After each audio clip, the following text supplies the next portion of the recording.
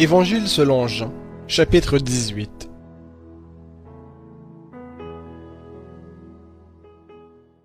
Après avoir dit cela, Jésus sortit avec ses disciples pour aller de l'autre côté du ravin du Cédron, où se trouvait un jardin dans lequel il entra, lui et ses disciples.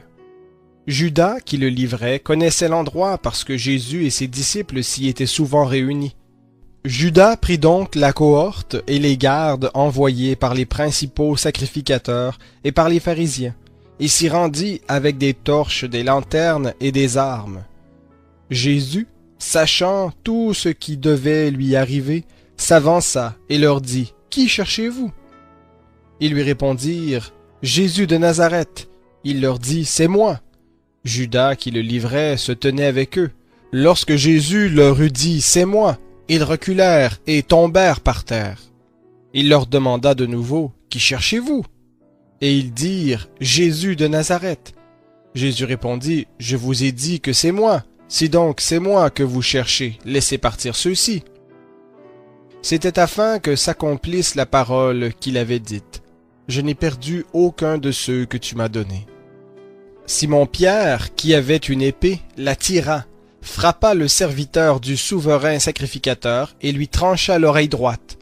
Le nom du serviteur était Malchus. Jésus dit à Pierre, « Remets ton épée au fourreau. Ne boirai-je pas la coupe que le Père m'a donnée ?» La cohorte, le tribun et les gardes des Juifs saisirent alors Jésus et le lièrent.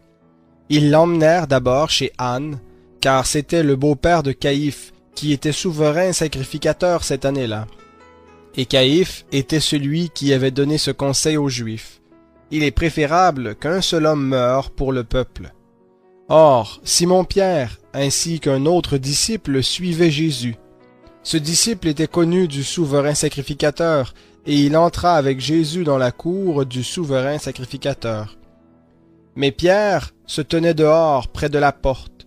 L'autre disciple, connu du souverain sacrificateur, sortit, parla à la gardienne de la porte et fit entrer Pierre.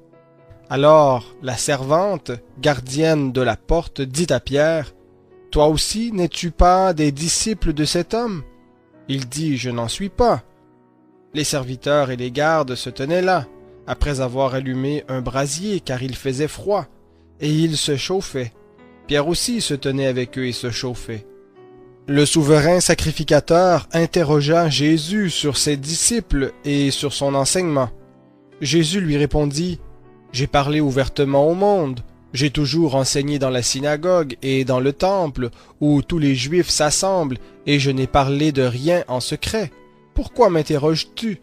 Demande à ceux qui m'ont entendu de quoi je leur ai parlé. Voici qu'ils savent, eux, ce que moi j'ai dit. » À ces mots, un des gardes qui se trouvait là donna une gifle à Jésus en disant, « Est-ce ainsi que tu réponds au souverain sacrificateur? » Jésus lui répondit, « Si j'ai mal parlé, prouve ce qu'il y a de mal, et si j'ai bien parlé, pourquoi me frappes-tu? » Alors Anne l'envoya lié à Caïphe, le souverain sacrificateur. Simon-Pierre se tenait là et se chauffait.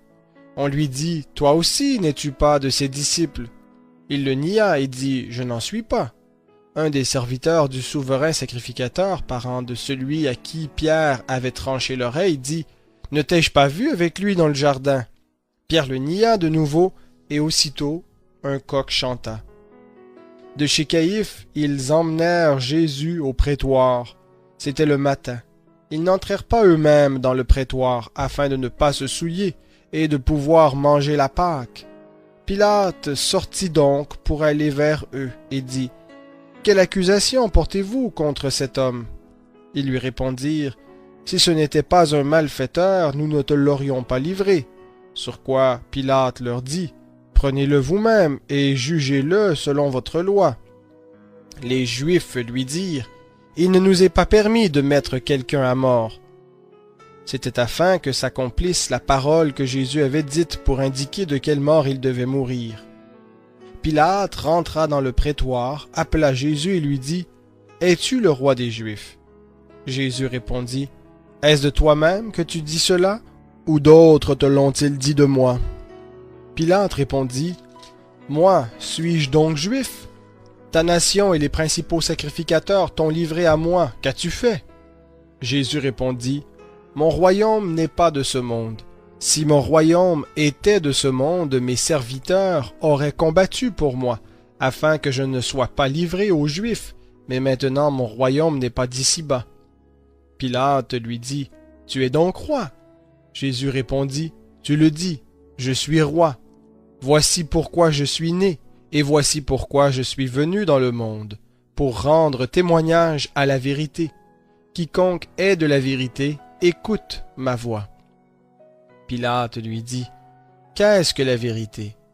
Après avoir dit cela, il sortit de nouveau pour aller vers les Juifs et leur dit, Moi je ne trouve aucun motif de condamnation en lui.